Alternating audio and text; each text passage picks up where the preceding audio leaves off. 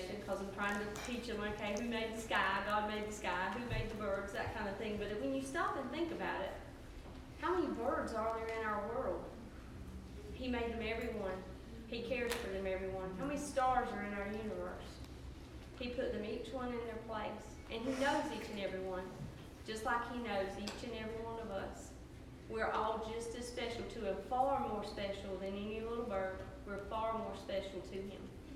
And that song just speaks volumes of how great our God is and how much He loves us. Us broken vessels, us little marred lumps of clay. He loves us enough that He sent His Son to die for us. And I want you to welcome back with me Miss Renee as she closes us out this afternoon. I hope you've been praying for her throughout this day, that God would give her a boldness and a confidence to bring His word to us. Thank you. Welcome, Renee.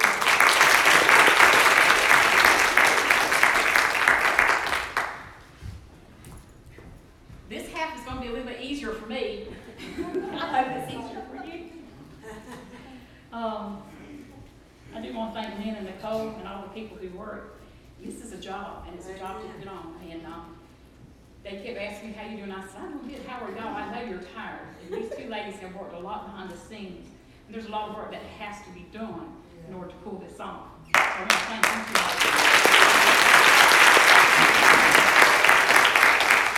all. As we start our second half, I want us to remember the scripture, and it was from Jeremiah 33:3. Call unto me, and I will answer thee, and show thee great and mighty things which thou knowest not.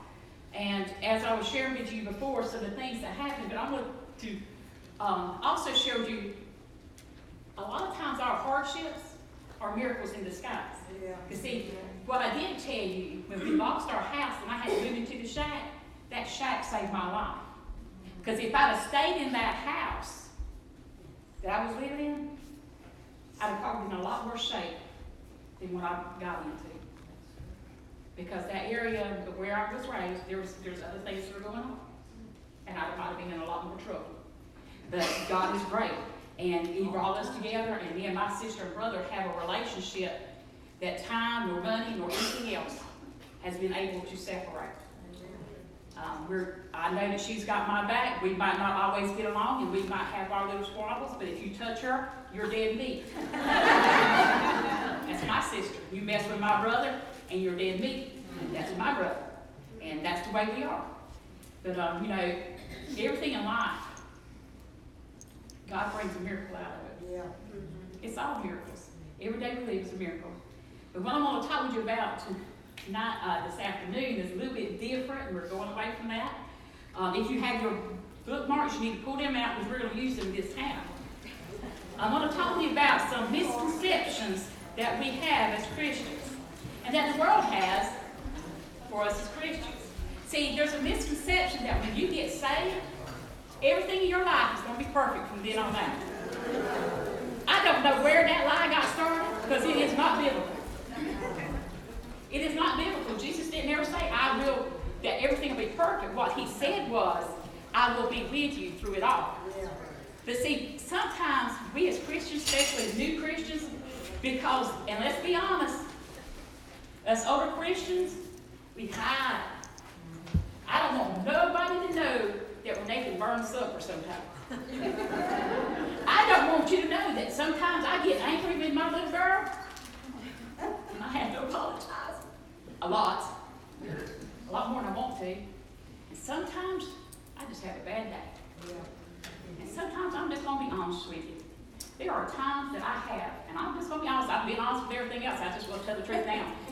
I have willfully sinned. I have. The preacher's wife has. You got a stone? Go ahead and throw it. It's okay. But there's that misconception. And our younger ones are coming up saying, you know what? I wish I had it all together. I wish I was like Miss Barbara and had everything together. She never burned her food. All her cakes are good. Everything she does is good. I wish I could do like that.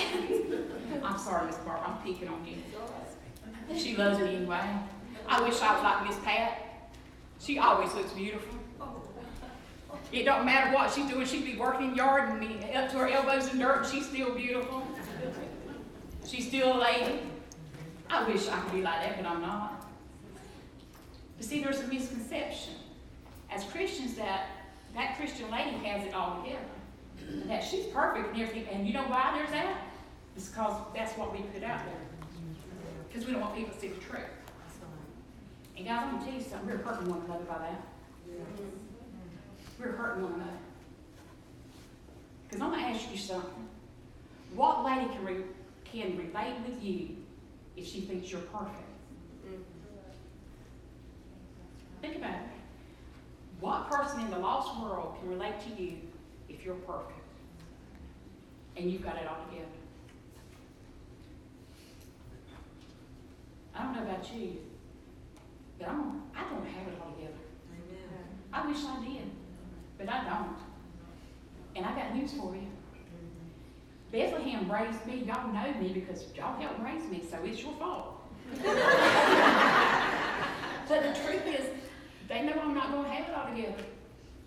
And I'm proud of that. I'm glad that they know that. See, there's some other things you don't know. I've had, in the course of my life, I've had 3 breakdowns. See, there's some other things you might not know. And it was one of mine. It was in November a couple of years ago. And I took a month off from church. And I just had to pull myself away and gather myself because I'm telling you, I was burned out. I was trying to play the role. And somewhere along the way, they got lost. Can I tell you what happened that time? My older ladies came to my rescue. I'll never forget the cards I got, the phone calls, the messages. The ones that I had always respected and thought, you know what, they got it all together, were the ones that said, Renee, we believe in you. We know who you are. We believe in you. We're supporting you 100%. I will tell you something. That made this old girl feel good. I said, maybe I am doing a little bit right.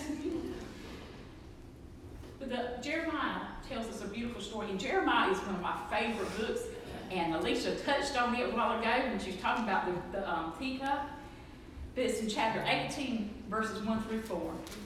It says, the word which came to Jeremiah from the Lord, saying, arise and go down to the potter's house, and there I will cause you to hear my words. Then I went down to the potter's house, and there he was making something at will.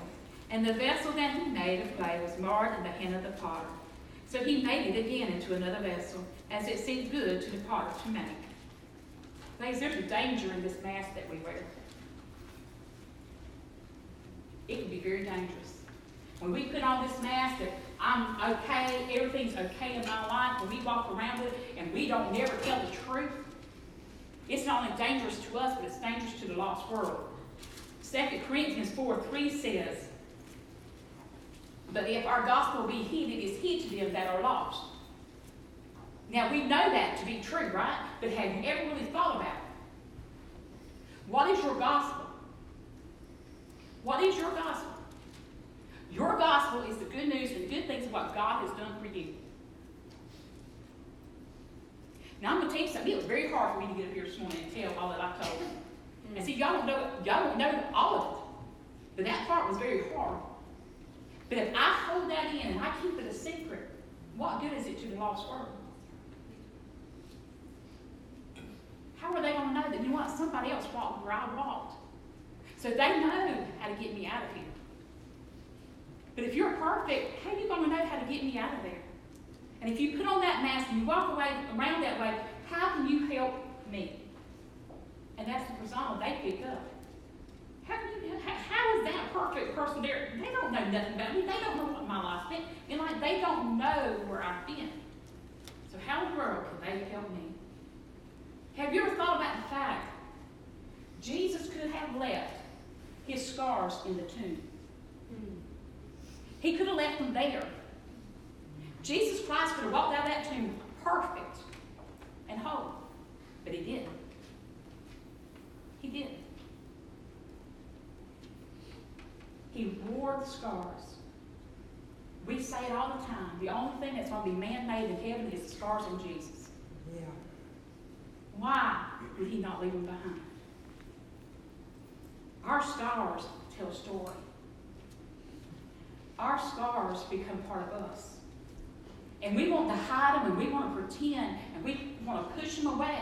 But yet we forget, and we don't realize how powerful our scars are. And how much they mean to us. Scars are a symbol of healing. There's several of you nurses in here. If a scar doesn't come, does healing come? If you've got a bad, gaping, open wound, if there's no scarring, if it doesn't heal up, then what are you going to do? You're going to continue to bleed.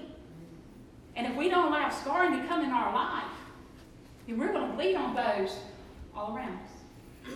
Because we're not letting God heal us.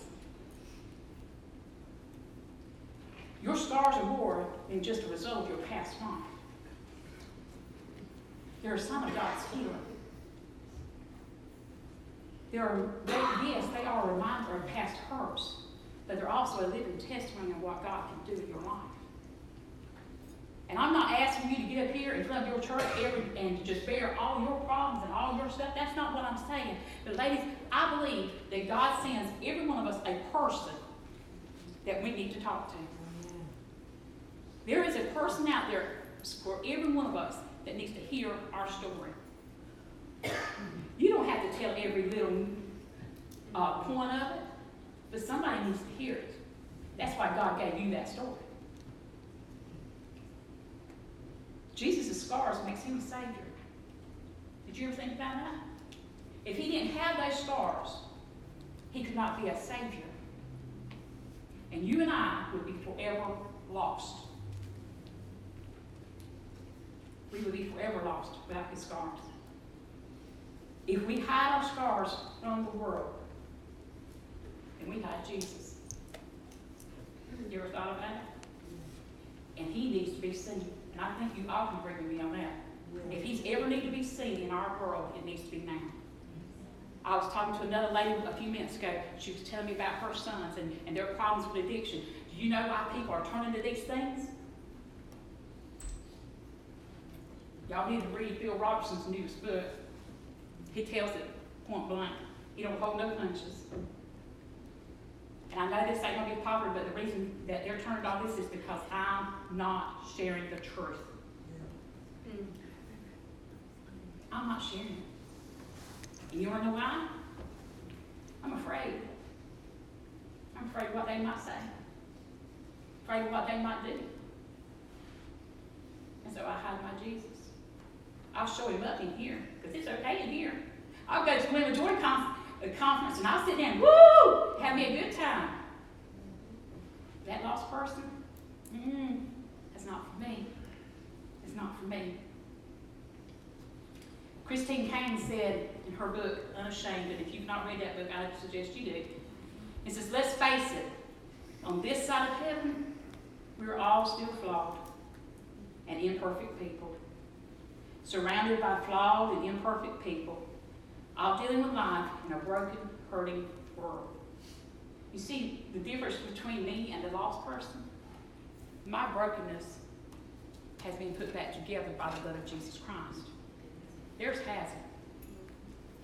I know the answers. I know the answers. And if I truly love them, then guess what? I'm going to share the answer. Yeah. And sometimes that takes work. It takes dedication. It means you've got to sacrifice some of yourself to do it. But I can promise you it's worth it. If you have your bookmark, I think everybody brought theirs with them. We're going to talk through some of these things right here. First, I got to get me a swallow of water.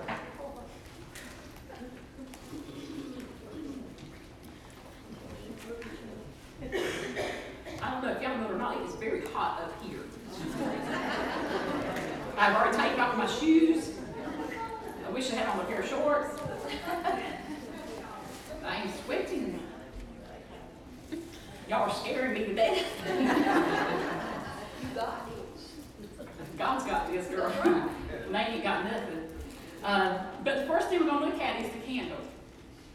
Matthew 5:14 through 16 says, "You are the light of the world. A city that is set on a hill cannot be hid. Neither do men light a candle and put it under a bushel, but on a candlestick, and it giveth light unto all that are in the house.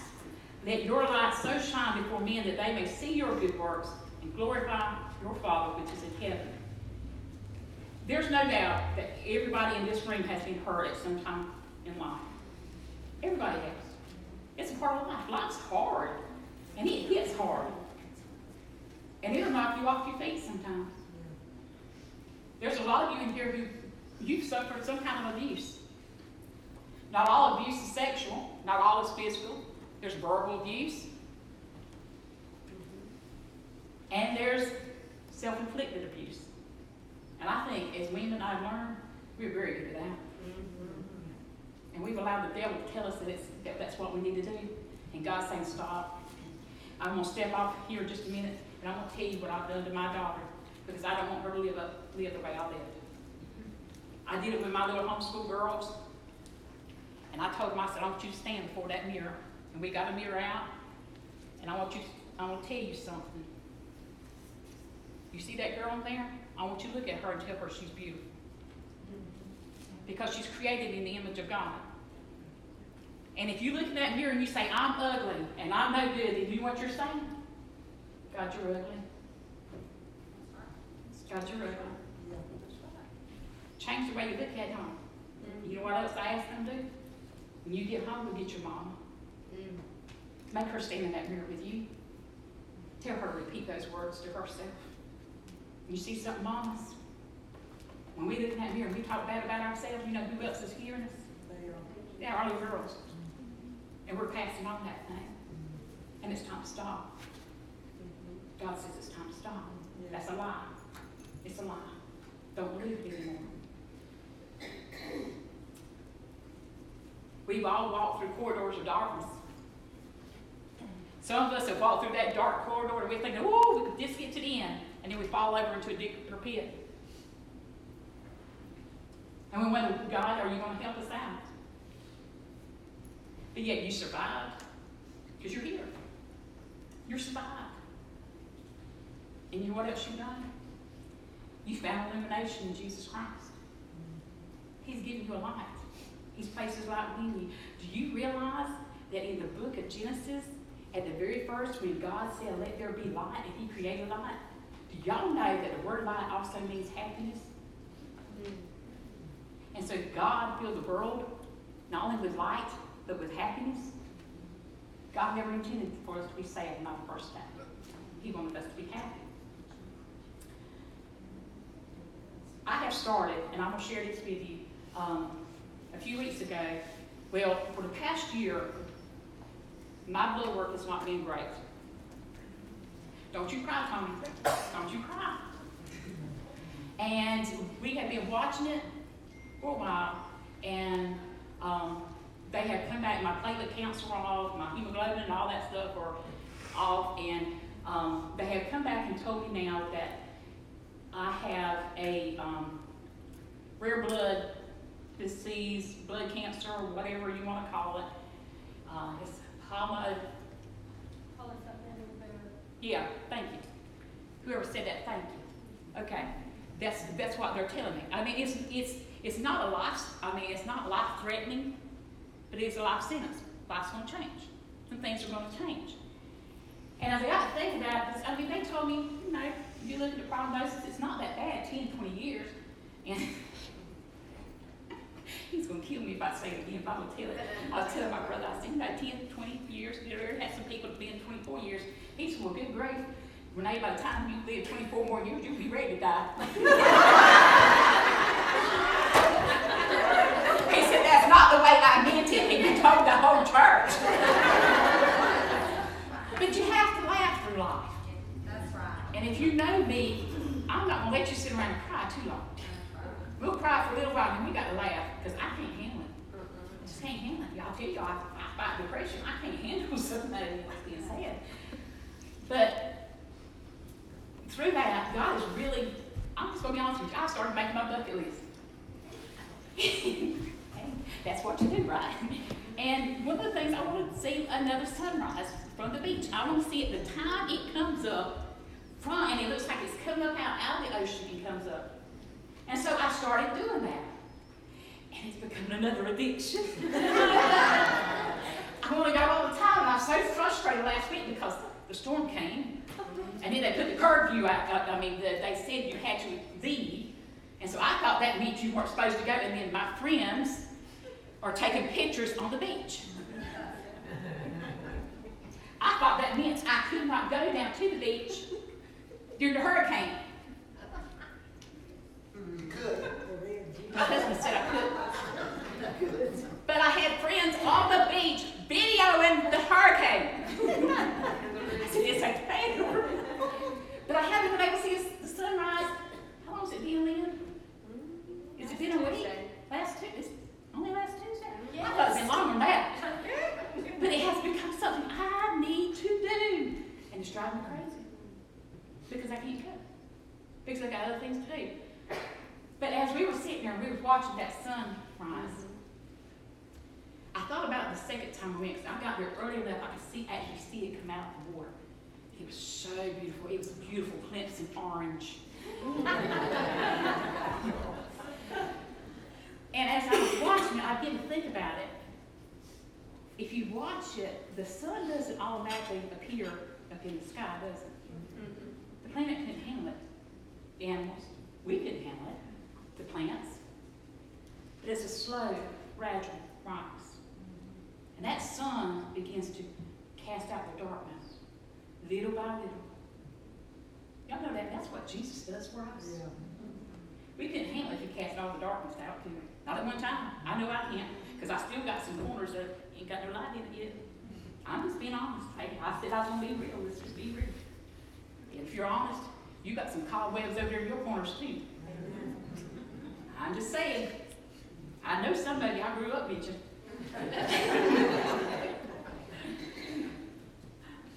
But in this, y'all, God is calling us to be like that candle. There's a lot of darkness in our world. A lot of darkness. If you don't know that, then you're in trouble. Because you're not aware of the time. And guys, God's calling us to be that candle in the darkness. He's calling us to look. Be the light for somebody else. Be the way that they find a way home. Let your light so shine so people can see God. Because if we don't, they're not going to. They're not going to pick up a Bible. How many of you have people that just randomly stop and come into your church? Lots of people. I'm not going to ask you to raise your hand, but I am going to ask you this question. When was the last time you asked a lost person to come to church? When was the last time you talked to a lost person about Jesus? We need to be the light, y'all. And I'll ask you, how's your light shining? How's your light shining? Or have you covered it up? The next one we got is the bird feeder. And if you look at that little bird feeder, it's so cute. But I want you to look at what has happened to that bird feeder. And our verse for that is Psalms 30, verses 1 through 3, and 11 through 12. It says, I will extol you, O Lord, for you have lifted me up, and have not let my foes rejoice over me. O Lord my God, I cried out to you, and you healed me. O Lord, you brought my soul up from the grave, and you have kept me alive, that I should not go down to the pit. And then verses 11 and 12, it says, you have turned for me my mourning into dancing. You have put off my sackcloth and clothed me with gladness. To the end of my glory may sing praise to you and not be silent. O Lord my God, I will give thanks to you forever. I want to tell you something. When I read those verses, I want to get up here and I just want to, you have taken it all off. You have turned my mourning into dancing. God, look what you've done in my life. You've forgiven me for a lot. And God, you've blessed me greatly. There's a lot of us in here that we're like this bird feeder. You see this bird feeder? You don't happen to this little bird feeder that night? He got strung up. Anybody ever felt like you've been strung up? Being betrayed? The very ones you counted on, the ones you loved, when you had your little slip up or you had the problems in your life, instead of being there to help you, they pointed their fingers at you. They laughed at you. They tried to make an example out of you. Been there, done that. It hurts. It hurts. God, I want to tell you something, and this is just the truth. You ain't got no business pointing the finger at nobody. I've been guilty of it too. It's all right. We can confess. We'll get it through with it today. Let's confess and get over with it. But we have no right to point our fingers at anybody. Since all that happened, you built a wall. You've erected a wall of protection. You don't want to let anybody in because you don't want to be hurt again. Do you know what God's doing? He's chipping away at that wall you built.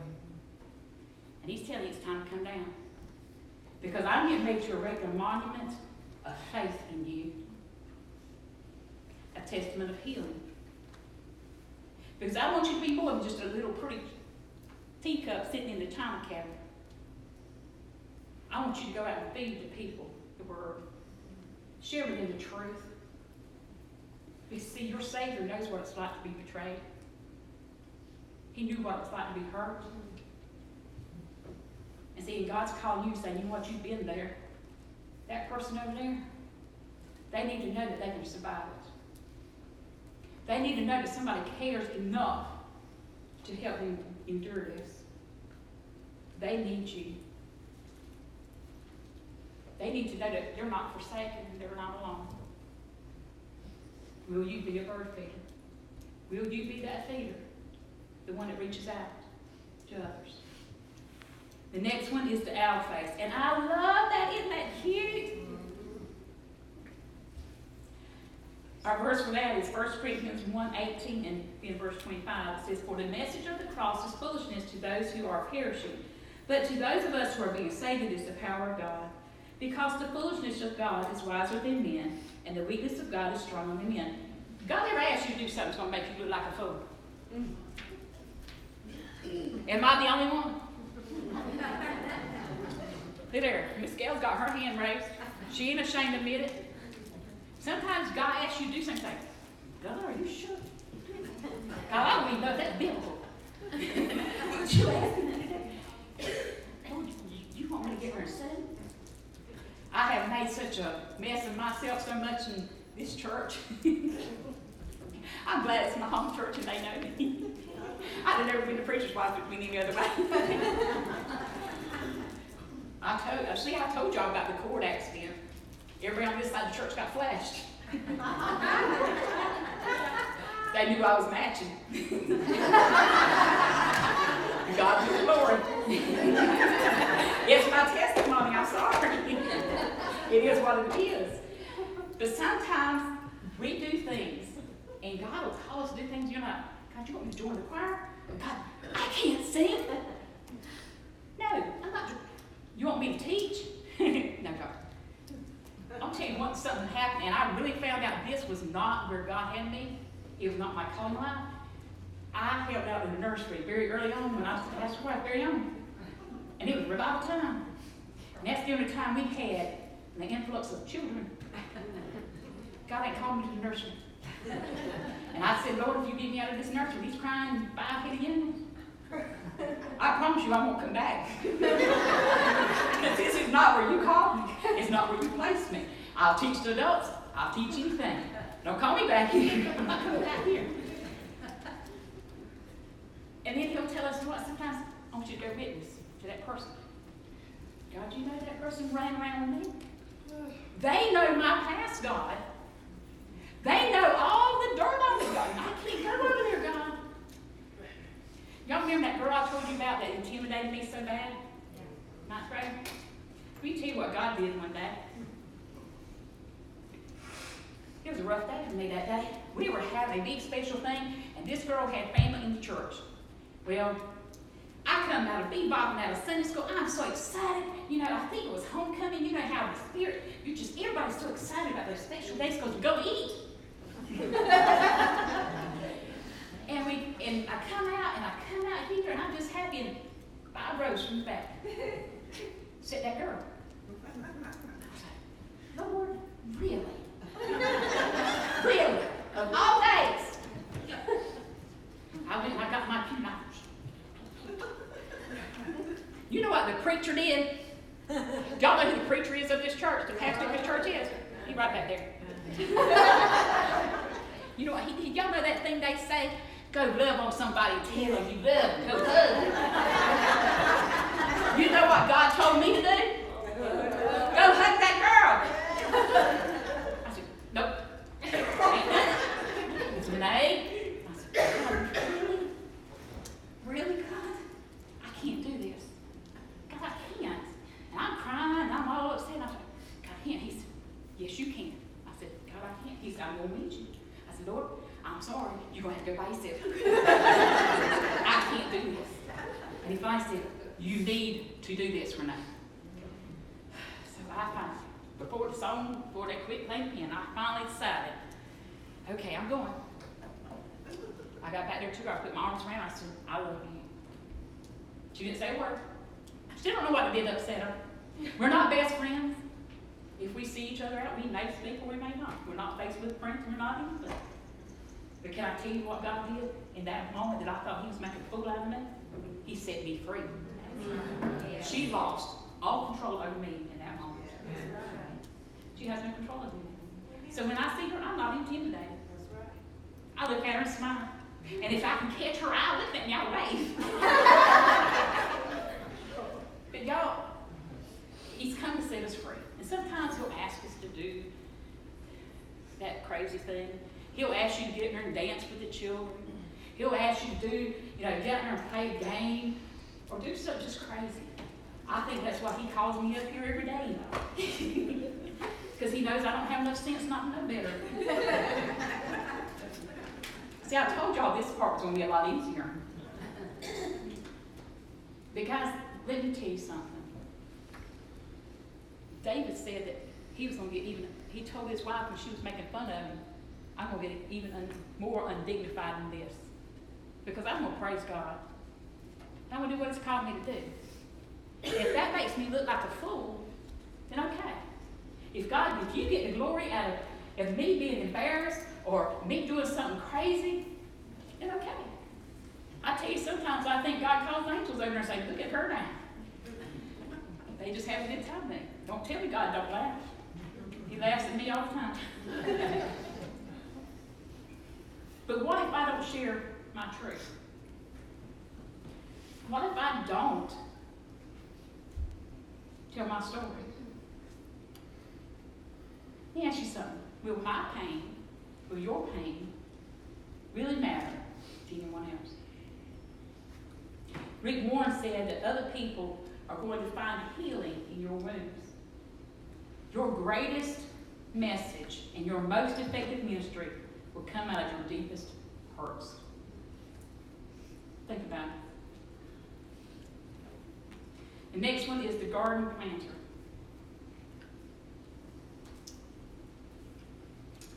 Psalms 51:13 says, then I will teach transgressors your ways, and sinners shall convert to you. Sometimes God's going to uproot you and plant you in someone else's dirt, in someone else's garden. And you may not want to do that. I will tell you, this is a real story, something that happened to me. A few months back, and this is back in June, God placed an old friend back in my life. When I hadn't talked to him 30 years, probably, 25, 30 years.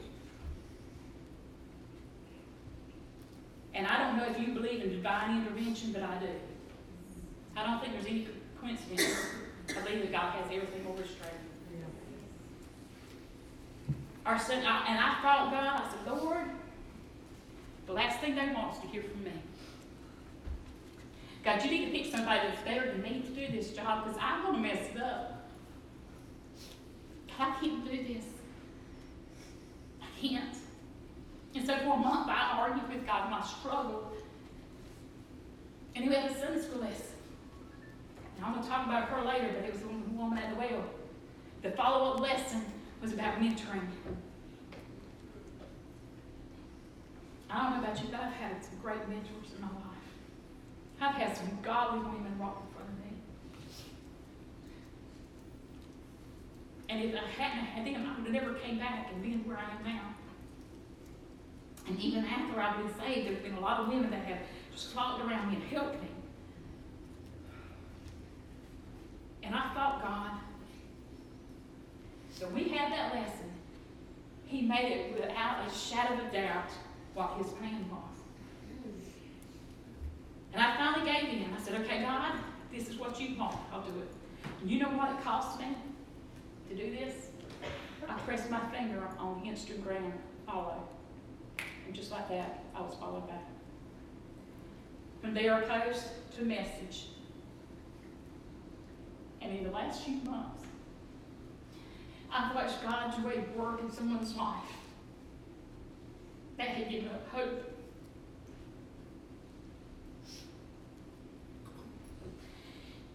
And I'll tell you something. I thought God was calling me to help them.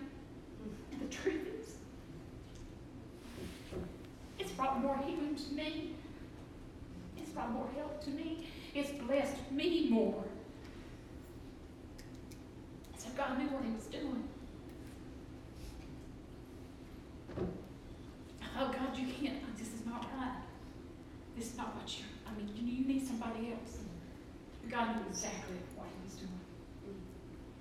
You see, I not only have someone I'm talking to with, but I've got a wonderful, a new best friend. And this person has really challenged me and encouraged me to be real. Because I can't ask you to do something and to be honest and to be real if I'm not willing to do it myself.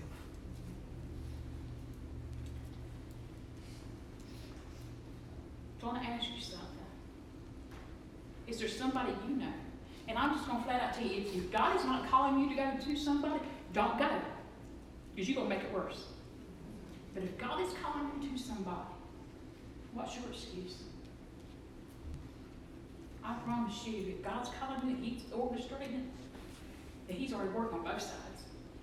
And you're going to get the bigger blessing. You're going to be blessed as well.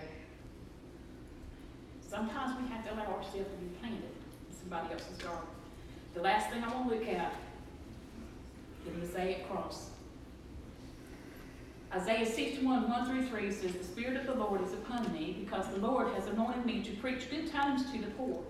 He sent me to heal the brokenhearted, to proclaim liberty to the captives, and the opening of the prison to those who are bound, to proclaim the acceptable year of the Lord, and the day of vengeance of our God, to comfort all who mourn, to console those who mourn in Zion, to give them beauty for ashes, the oil of joy for mourning, and the garment of praise for the spirit of heaviness, that they may be called the trees of righteousness, the planting of the Lord, that he may be glorified.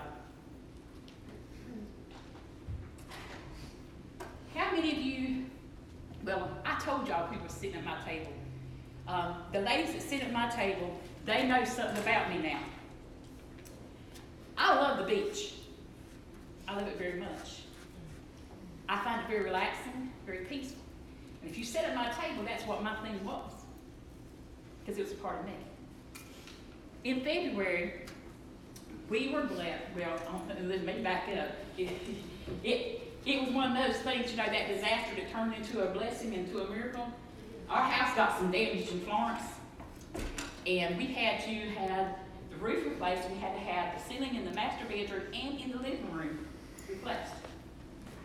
So that meant we had to move out. We were going to try to stay there. But God is so good to me. He gave me a friend with a beach house. See what God does for you? And we got to go stay there for 2 weeks. Now, granted, it was in February, but it was nice. It was bright. And we had days we could walk on the beach. And I'm going to tell you something. All my life, I have been an Horry County girl. And I've walked on the beach, and I have never, did y'all know that if you go in the early, like January, February, you can find whole shells on the beach? I've never seen it before, because I ain't never been in February before. And we were out there walking on the beach, and I was like, wow, look, and we started gathering these whole shells. And then I started noticing something. And I would pick it up, I was like, wow, that was beautiful. Jane, look here. This is what I'm saying. If you look at this one's broken, but look at the layers.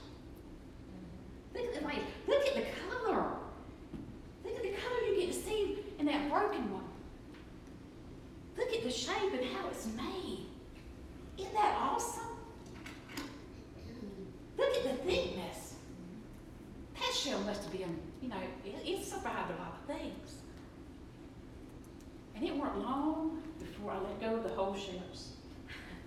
And I started collecting the broken ones. And God taught me a lesson in that there's a lot of brokenness in this room. A lot. Every shell in this container is broken. But it makes a beautiful centerpiece. It sits on my dining room table. Can I tell you something? That's the church. Think about it. I know that there's brokenness right here in Lynn. I know there's brokenness in Alicia. I know that Danielle's got some brokenness in her life, Candace and Pam. I know Miss Hester does, Miss Vicky does, Kayla, Missy. And we could go all through the church. But when God looks at it, and He's put all this brokenness together, it's a beautiful masterpiece. It's a beautiful masterpiece. And He sits it there for the world to see. That's the church. That's the church. And that's what we're supposed to be. Guys, in our brokenness, when we come together in our brokenness, and we stand with one another, and we support one another, and we're reaching out to the lost and broken world, we never more resemble the cross of Jesus Christ than in that moment. So in our brokenness, let us resemble Jesus Christ. Let us be His children. Let's stick together, arm in arm. And let's walk through this life together and show the world what it really means to be a Christian. Don't mean we're perfect.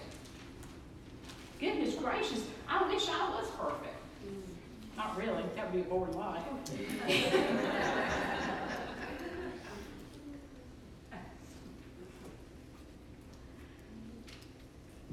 Because that's the only way we're going to survive. That's the only way we're going to pull more people in, is to be honest, that we're broken. When we stick together, we look more like Jesus than ever. Amen. There's a story in the Bible that has really come to mean a lot to me. And as I told you I was going to go back to it. It's the woman at the well.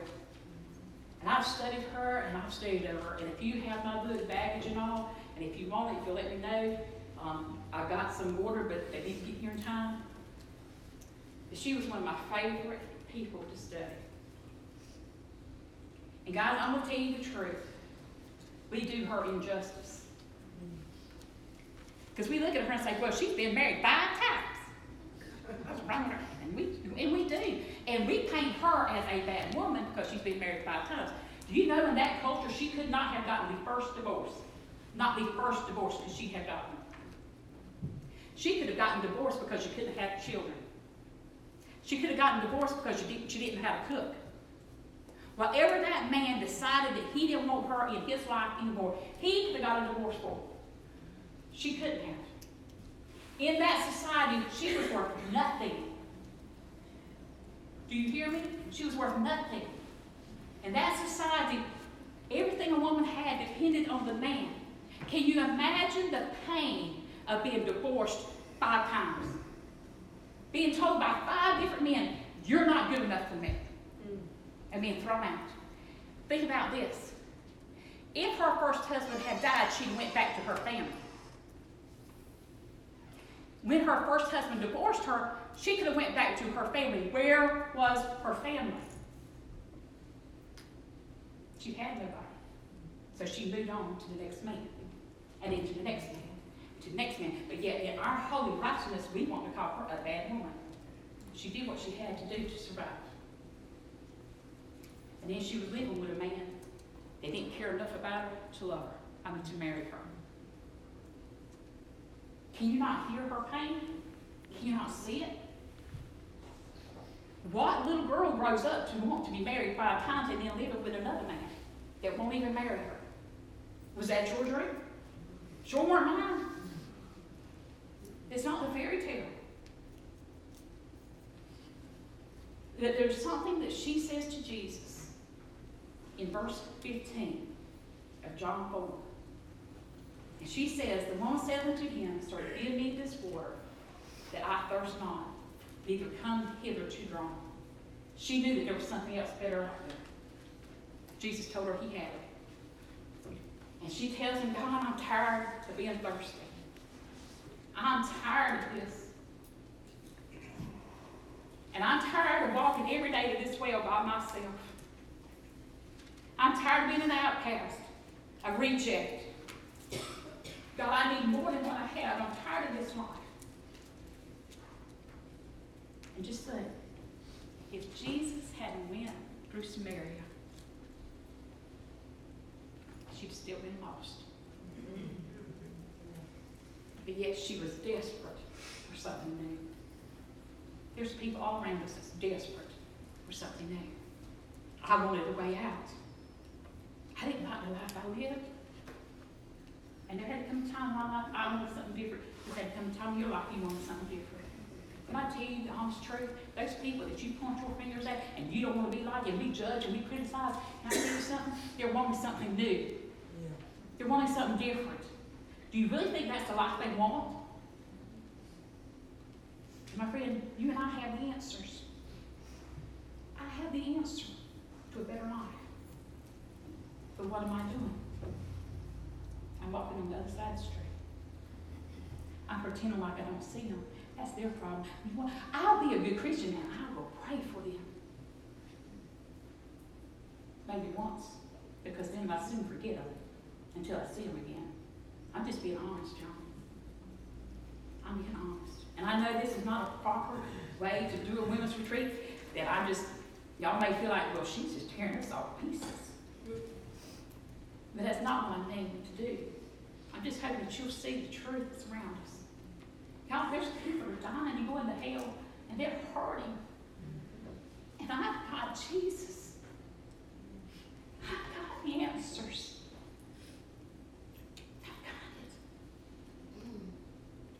Ann Boskamp said in her book, The Broken Way, and I brought that with me. Y'all, ladies, if you don't get any book that I have ever written, if you don't get any book that I ever recommend, get this one. It will change your mindset. I am a post-it note girl. When I find something I like, if something speaks to me in a book, I put post-it notes. Y'all see how many post-it notes is in this here little book? That's not counting all the highlighting. This book spoke volumes to my life. I advise you to get it. Let me tell you what she says in here. No one ever got saved unless someone else was willing to be unsafe. You see, I go to Tennessee. I'll talk to the people up there about Jesus. They don't know me. And I'll teach Sunday school because, you know, that's easy. I'll put a cool verse on Facebook. That's easy. That's my job. Give me a person that's lost. And what am I going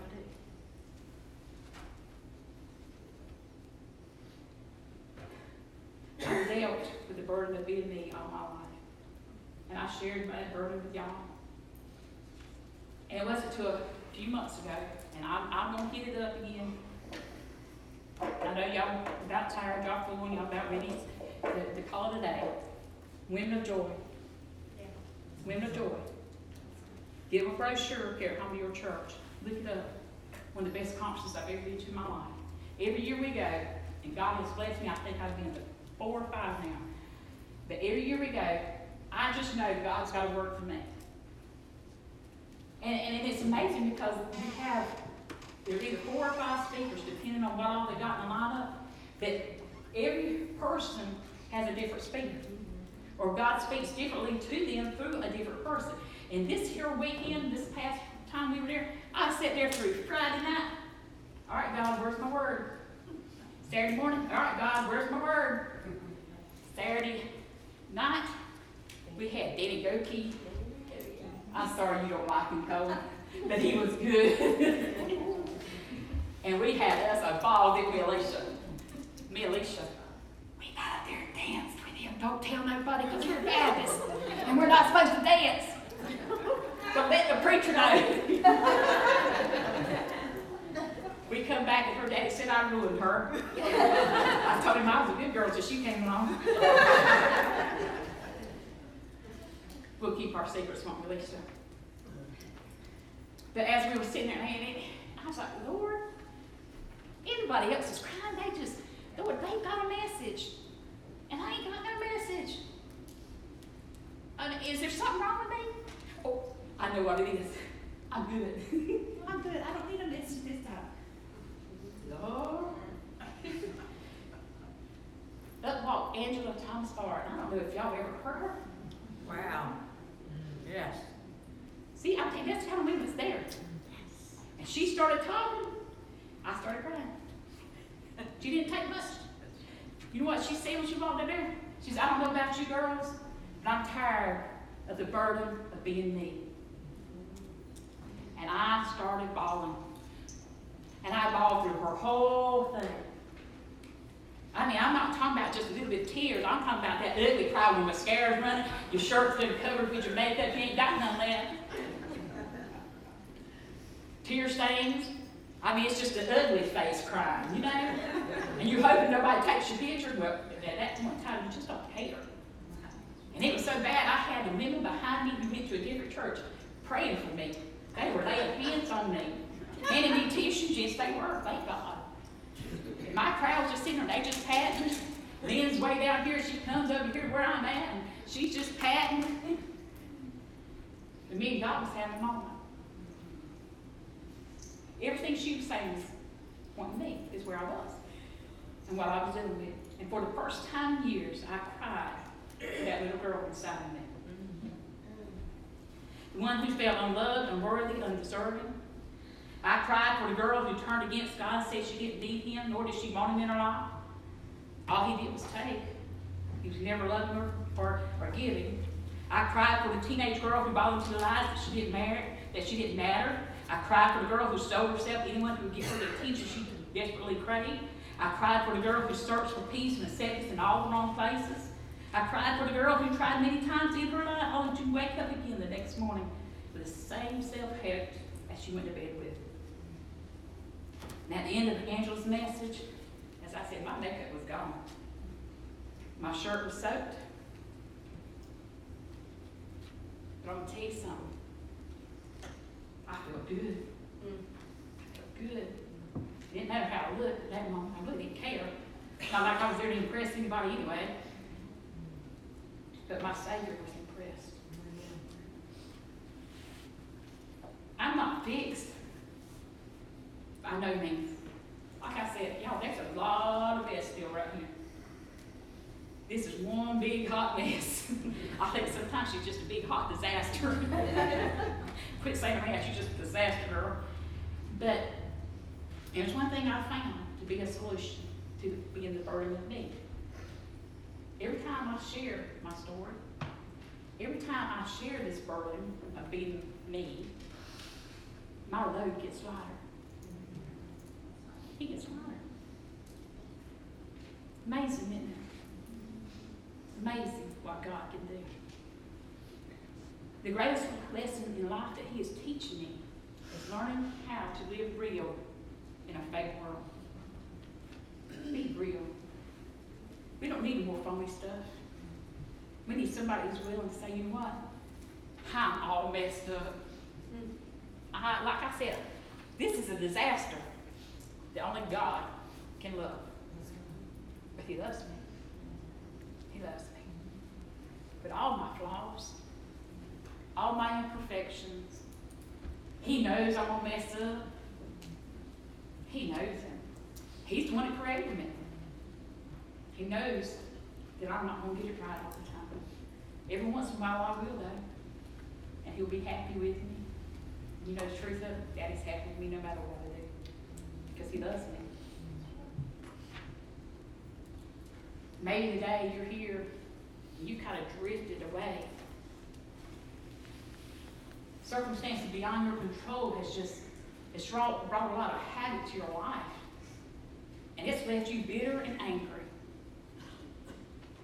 Maybe you need to come crawl from Daddy's lap. We had a revival many years ago. And you know what that preacher said about the altar? He said it was like coming to Daddy, crawling up in his lap.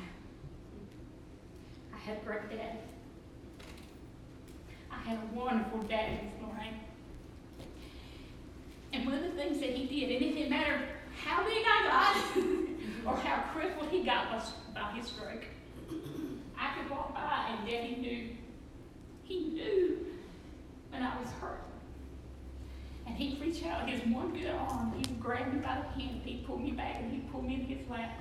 And he'd take my head and he'd lay it over on his chest where I could hear his heartbeat. And he would hold me there and he would say over me, everything's going to be all right. Everything's going to be all right. And I believed it. I didn't care what it was. I believed him. Maybe today you need to come crawl up Daddy's lap and let him hold you. Maybe you need to hear Daddy say, everything is going to be all right because I got you. And I promise I won't let you go. Maybe today there's somebody God's laid on your heart. You're being like me, God, please send somebody else.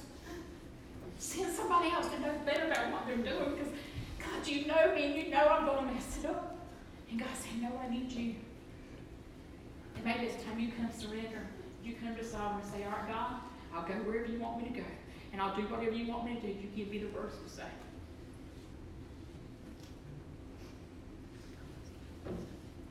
Maybe today, you need to give your life